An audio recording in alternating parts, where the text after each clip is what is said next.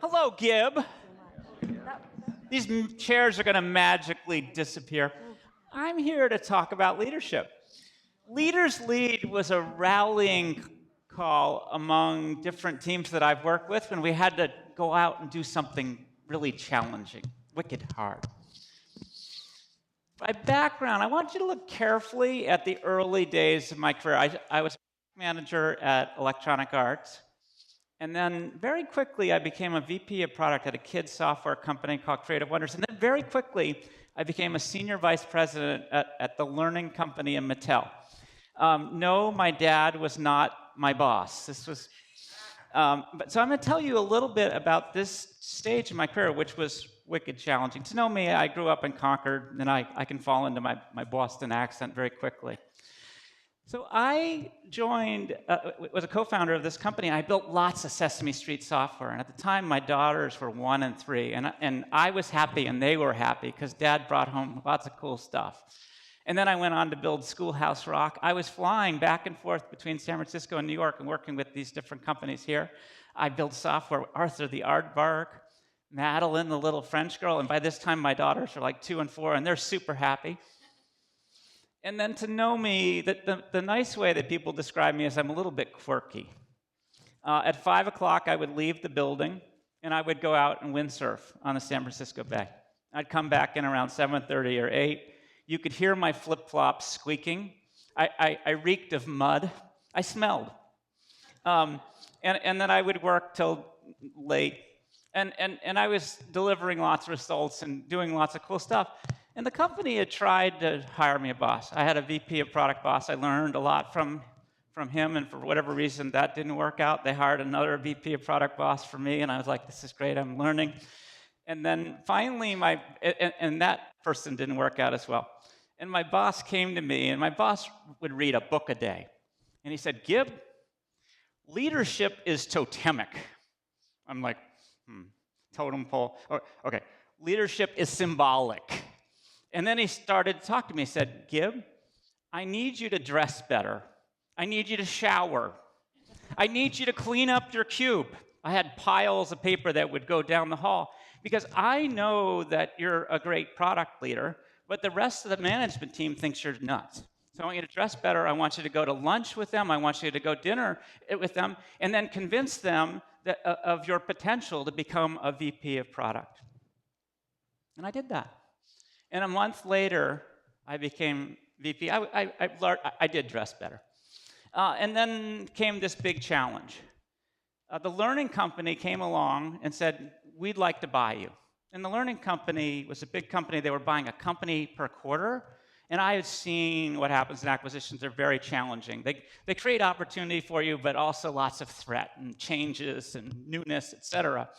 And I got whisked aside to meet with the head of the learning company. He was doing the due diligence to check out the VP of product. And this is who it was. So this is Mr. Wonderful. He was the president and CEO of the learning company, Kevin O'Leary. This is how he made his money. And I knew the threat was coming. And it was obvious. At some point, I had to communicate to the team. At this point, the company is about 150 people. My team, in product companies, the product leader has 100 people. And I needed to let the company know that we were being bought, and as part of this change, we were going to move from Redwood City, California, across the big bridge to Fremont, and it was going to increase everybody's commute by 27 minutes. And my boss, Greg Bestick, book a day, he was also an introvert, so he hated these people issues. So he said, hey, why don't you talk to the company about this big change?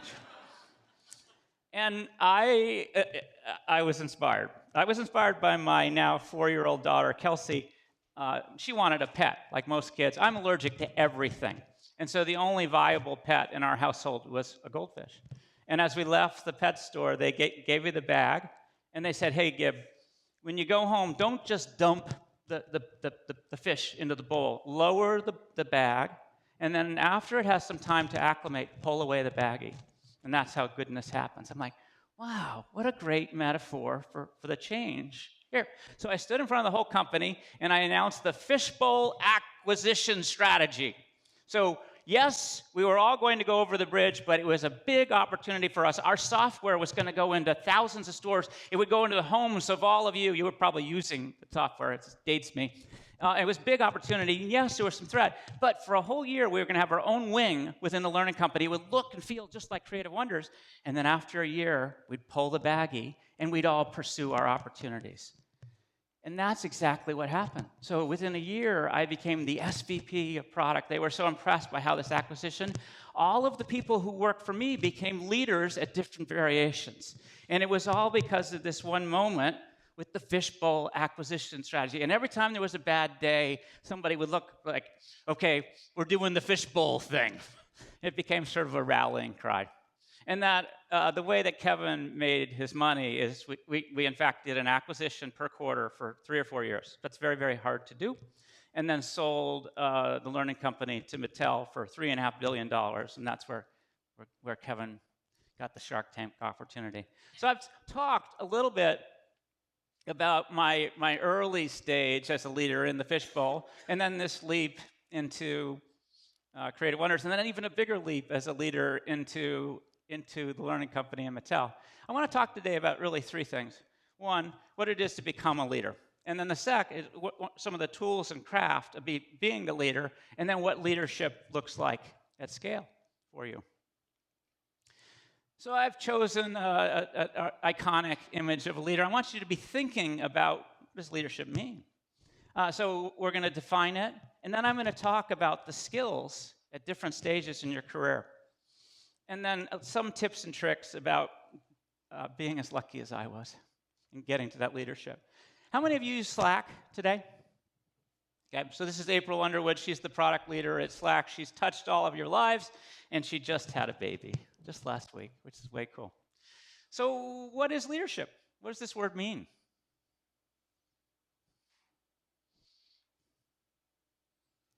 I'm a teacher. Alignment. What else does it mean? Inspiration. What else does it mean? Focus. Keep going.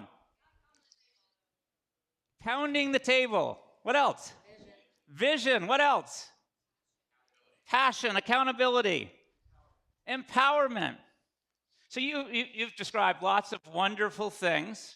I'm going to break it out a little bit differently. I'm going to give a very tight definition of leadership, and then I'm going to talk about the skills of leadership, and you've mentioned a number of them. So my definition is leadership is inspired communication of a vision. And in the case with Creative Wonders, it was inspiring everybody to go over that damn bridge every day to Fremont.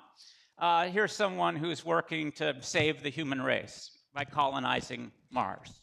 Like, that's a hard problem, and he does it in an inspired way. So then the next question are, what are the skills? And I heard a bunch of them. I heard, how do you get alignment? How do you craft that vision? What are some of the other skills of a leader? How are you doing back there, Brent? Good. I heard communication. Michael, you're ducking from me, aren't you? What are some skills of a leader? Strategy. What else? Empathy. For whom? Everybody. Okay, a lot of communication skills. So I've broken this out as well. So I've had the benefit of working on many different leadership teams, and I've also had the benefit of interviewing lots of different leaders for product leadership roles, for oftentimes they're marketing leaders, different functions. And so these are the 7 areas that I tend to focus on. And I've already defined the first for you. So leadership is this inspired communication of a vision. The management is, at this stage as a leader, is all about hiring, developing talent, and as Chad said, it also, from time to time, it means cutting, firing. The strategic thinking is one of those incredibly important tools for building alignment. And the way that I think about it as a product leader, your job is to delight customers in hard-to-copy, margin-enhancing ways, which make business. And the reason I focus on the hard-to-copy is so that damn competitor down the street can't copy everything you do within the next month. And then these next 2, it's a balancing act. So I look for folks that are very proactive, very results-oriented, but there's a balance to this. So I've worked for very entrepreneurial CEOs. They will literally sell the chairs and desks each quarter to make the revenue. And that's not very healthy for building a real company. So the balance to that is I think about culture. And so what does the company want to be when it's grow up? And I love culture because it's a foundation for light process. When people understand the culture of a company, they make great decisions without even talking to each other. And that's why I love it. And then over time, they develop business maturity, my definition, great judgment around people, who to hire, product, and then building a business. And the last, we're all in different categories, but there's different domain expertise that I look for. So there is some good news in this. You don't have to learn all those skills at once, so I'm going to break it down a little bit and think about what happens as a product leader grows up. So in the beginning, your job is to build something. And the something that I first built was called Sesame Street Counting Cafe for the Sega Genesis. It cost $300,000 to build, and I sold 300 units. Okay, not a big business success, but I had learned how to build. And then my first hit was Oprah Winfrey threw Tickle Me Elmo's onto the stage for free, and Elmo became a big deal the same time that I had built this full preschool curriculum for your child. And then over time, I learned that my job, I couldn't build all the products, so my job was to build an organization to support all this different stuff. And then at this point, I've learned to build lots of different companies.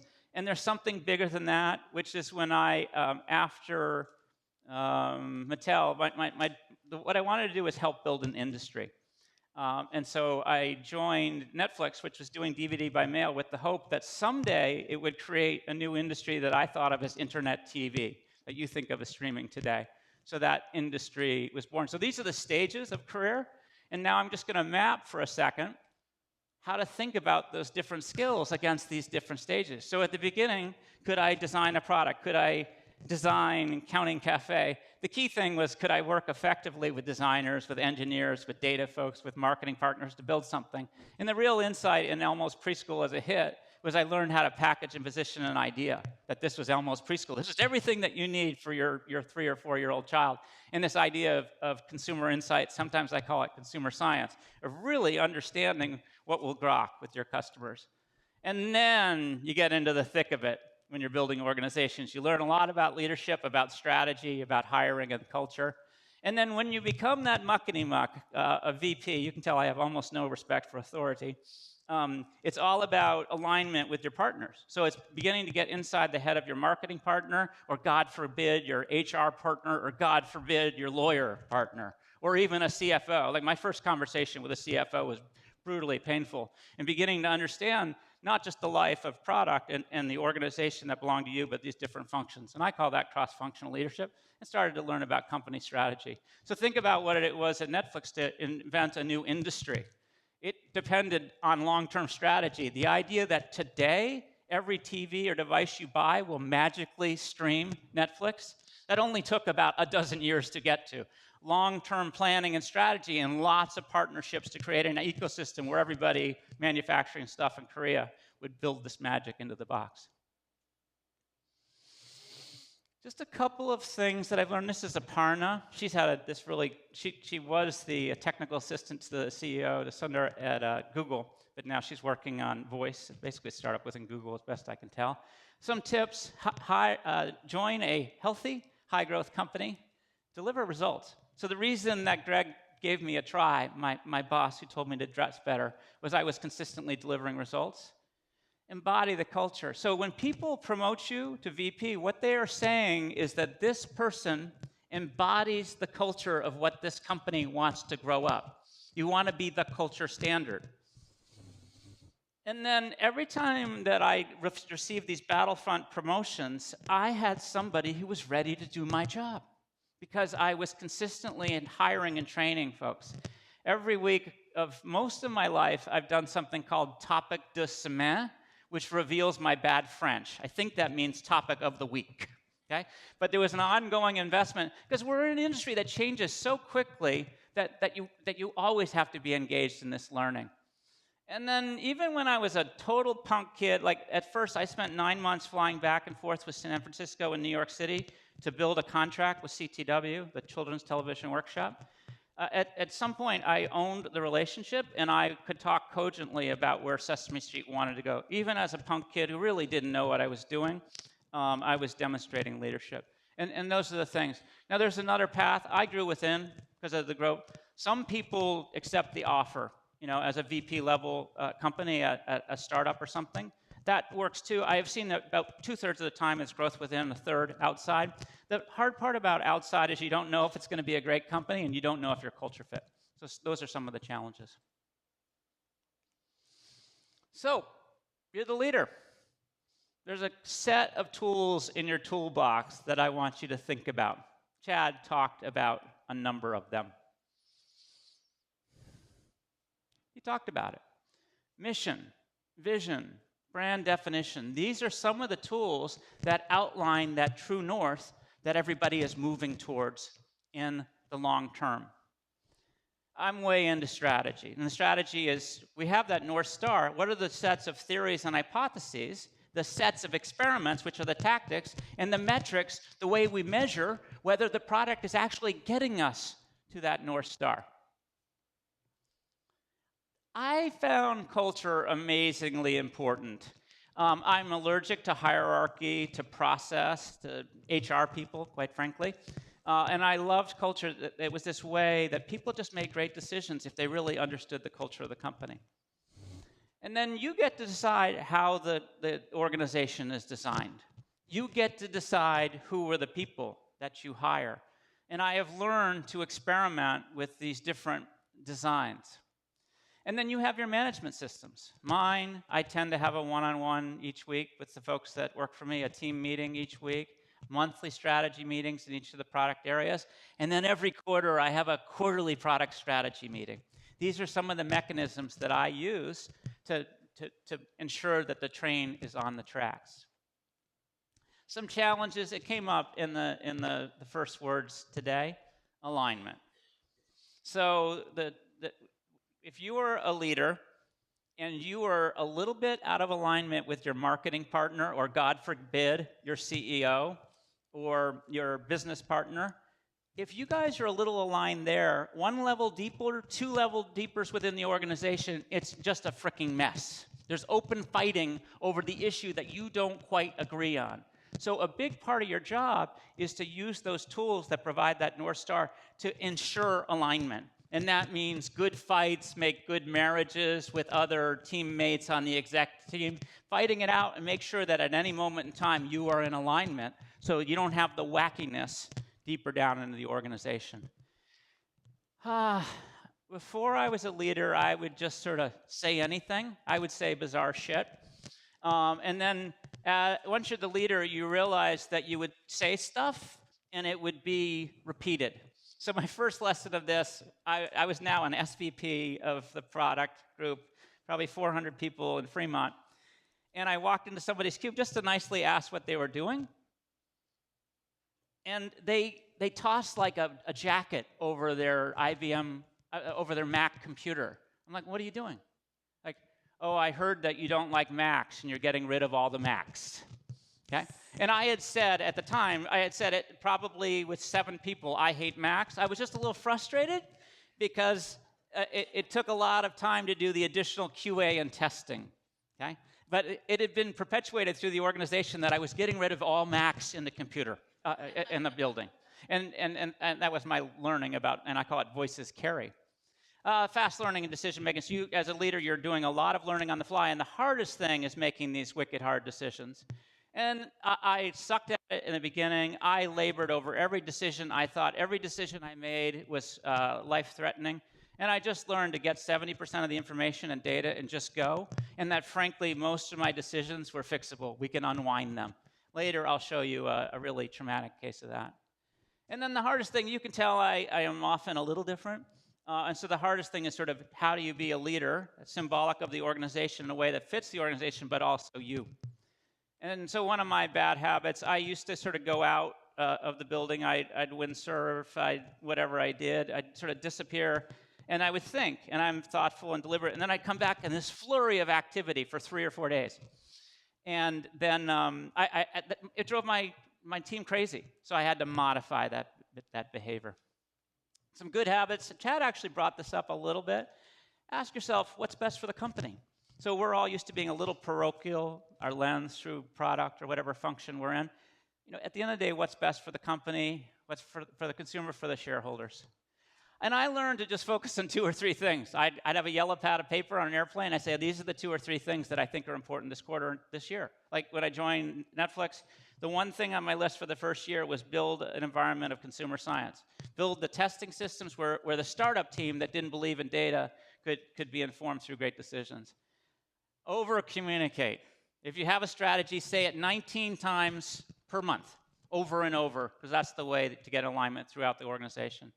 And then we're all trying to do the impossible. I learned it over and over.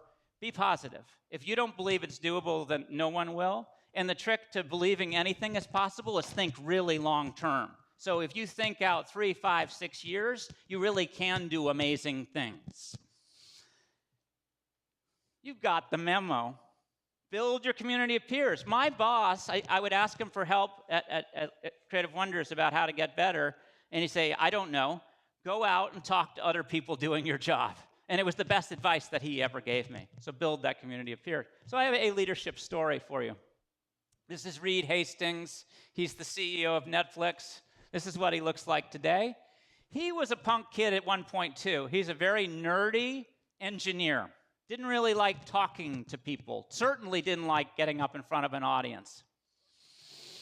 And this was one of the most challenging moments of his leadership careers. It's 2011, and something bad happened at Netflix in September and October. Do you remember what it was? It was Qwikster. And you can see the stock fell from about 40 billion market cap down to about 8. That's a bad thing for a CEO, right, Chad? Yeah, Chad agrees. The idea was to separate DVD and streaming. If you were doing DVDs, you'd go to this site called Qwikster. If you Netflix, you could, all good, right? Customers won't be bothered by that. And there was a mistake. One of the folks at a warehouse who was so proud of the new Qwikster DVD by mail envelope shared it with a neighbor who was a press person. And so this whole plan leaked, and they had to do this sort of totally grassroots launch of the company. So that's Reed. He's on the right. Andy Rendich. He was the CEO of Qwikster, Chad, for 1 week. Okay? And so they announced the launch on a Monday, and this is what happened on Saturday Night Live.